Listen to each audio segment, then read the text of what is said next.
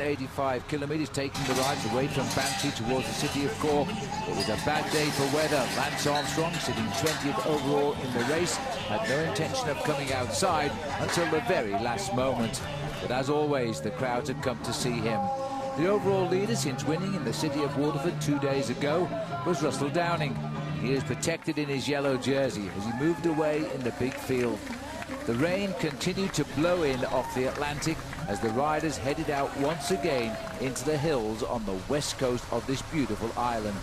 Lance Armstrong, who's complained about the weather and the narrow roads, really didn't want our camera present either, as they made their way now towards the first climb of the day, which took the riders over Ballybane.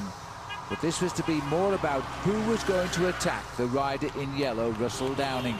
And as expected, the majority of the attacks would come from the Saxo Bank team from Denmark.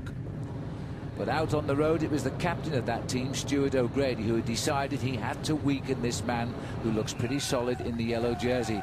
By the time they came into the city of Cork for the finishing circuits, the organisers accepted the rain was too heavy, and this rider accepted, Jay Thompson, that his slip train meant he couldn't go forward in the breakaway with O'Grady anymore. And so it was up to Stuart O'Grady to power on. The race reduced to just 2 circuits of the city from 3 as a front group formed. In this group was the yellow jersey of Russell Downing. Also at the back here, number 1, last year's defending champion, Marco Pinotti. These 7 riders began to steal a march over the field, while behind the riders were giving up. Not least Lance Armstrong, who didn't even go up St. Patrick's Hill.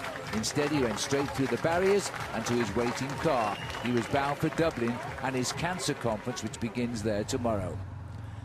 Out on the course, the final attack was coming from a Norwegian rider, Lars Petter Nordhug, and he was taking with him the yellow jersey of Russell Downing, putting in difficulty all of the other bigger names in this race. Downing had finished second in the Tour of Ireland a year ago, losing it on the very last circuit of Cork.